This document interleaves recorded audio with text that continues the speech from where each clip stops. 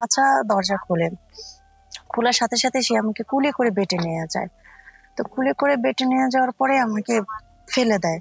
তখন তো আমি খুব কান্না করতেছিলাম, ভয় পাইতেছিলাম। এই পর্যায়ে কে সে, আমি তাকে চিনি না, জানি না। সে তার ইচ্ছা মতো সে আমার সাথে সহবাস করে, জোর জবরদস্তি। আমি আসলে তখন ওই পর্যায়ে উঠে আসতে পারতেছিলাম না। আমি এতটা কান্না এতটা ভেঙে পড়ছিলাম যে আমি কিছু বলতে পারবো না। তারপরে কি করতাম তখন আমি ওই পর্যায়ে, আমি এতটা বিপদে পড়েছিলাম। একটা মেয়ে যদি এরকম নির্জন একটা বাসায় একটা ছেলে এইভাবে তার সাথে এইরকম জোর জবরদস্তি করে, তাহলে তো মেয়েটার কি করা থাকে। আমার তো এটা জানা ছিল না যে আমি আসলে ওই বাসায় গেলে এরকম হবে। পরে আমি খুব কান্না করতেছিলাম। সে এসে আমাকে বলে, নাও। তখন আমি বলছি, এটা কি? বলছে, এখানে 5,000 টাকা, এই টাকাটা নিয়ে তুমি চুপ করে চলে যাবা। কখনোই তুমি কারোর কাছে মুখ খুলবা না। যদি তুমি কখনো কারোর কাছে মুখ খোলো, তাহলে তোমার এই যতবার আমি মেলামেশা করছি এগুলো আমি ভিডিও করে রেখেছি, সারা বিশ্বে আমি এগুলো ছড়াই দিব। তখন কিন্তু তুমি এই তখন কিছু করারও থাকবে না, আর তখন তুমি কি করবা? তাই এখনই চুপ হয়ে যাও। এখানে যা হয়েছে সেটা এখানে মাটি দেবা, আর কখনো এই বিষয় নিয়ে বলবা না। আছেন, আশা করি ভালো আছেন। আমিও ভালো আছি আপনাদের দোয়ায়। আমি মিনা বলতেছি। আমার গ্রামের বাসা রাজশাহী। আমি গ্রামের মেয়ে।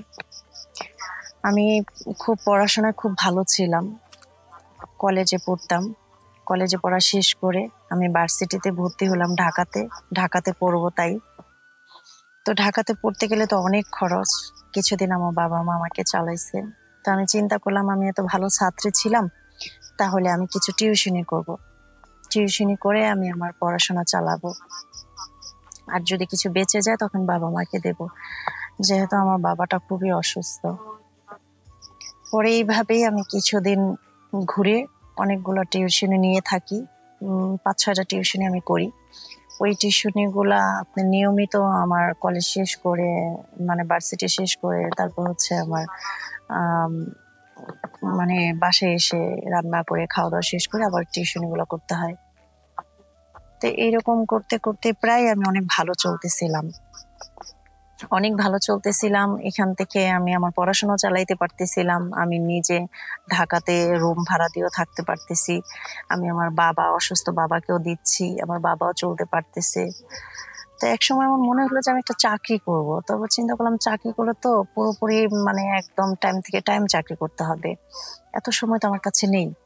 তো সেই জন্য ওই টিউশনিটাই ধরে রাখলাম। টিউশনিটা ধরে রাখলাম। তারপর করতে করতে একদিন আমার টিউশনি 3-4টা চলে যায়, হাতে থাকে 4-5টা। খুবই তখন অসুবিধা পড়ে যাই। আমি মনে করলাম যে টিউশনি হয়তো আবার নতুন করে নিতে পারবো, কিন্তু আগে টিউশনিটি চলে যাওয়ার পর আর নতুন করে আমি টিউশনি নিতে পারতেছিলাম না। আমি যে এলাকাটায় থাকতাম, পরে আমার বাবাও খরচ দিতে পারতেছিল না, কারণ আমি তো আমার বাবাকে খরচ দিতাম। সেক্ষেত্রে আমি অনেক বিপদে পড়ে যাই। এদিক দিয়ে আমার রুম ভাড়া, ঢাকাতে একটা রুম নিয়ে থাকতে গেলে তো অনেক খরচ, সেটা আপনারা জানেন। তো রুম ভাড়া দিতে পারতেছি না, আমি আমার কলেজেরও খরচ করতে পারতেছি না, পড়াশোনা আমি নিজেও চলতে পারতেছি না। তখন আমার খুব টেনশন হয়ে যায়।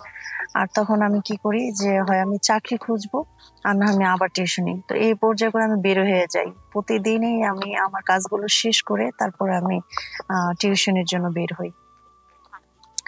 তো একদিন আমার মনে হলো যে আমি আসলে এইভাবে আর পারতেছি না। কারণ ঢাকার বাড়িঘর, আমার পড়াশোনায় আমি চালাবো, নাকি আমি ঘর ভাড়াই দেবো, না আমি নিজে খাবো, না আমার বাবা মাকে কিছু দেব। আমি বাসাও চাপ দিতে পারতেছিলাম না। খুব ভেঙে পড়ছিলাম। এতটা ভেঙে পড়ছিলাম, আমি বলতো আপনি পারতেছি না। একবেলা খেলে আরেক বেলা না খেয়ে থাকতাম। তখন এতটা টেনশন ছিল, ক্ষুধাও লাগতো না, যে এখন আমি কি করব। আমার টিউশন গুলো এরকম চলে গেল, এখন তো বিপদে পড়ে গেছি। পরে বাসা থেকে ফোন আসে, কি রে মা ভালো আছিস? সব সময় তো খরচ পাঠাতি, 2-1 মাসে খরচও দিতে পারতেছিস না, তাই এখন তুই কি ভালো আছিস? তখন আমি বলি যে হ্যাঁ বাবা, আমি ভালো আছি।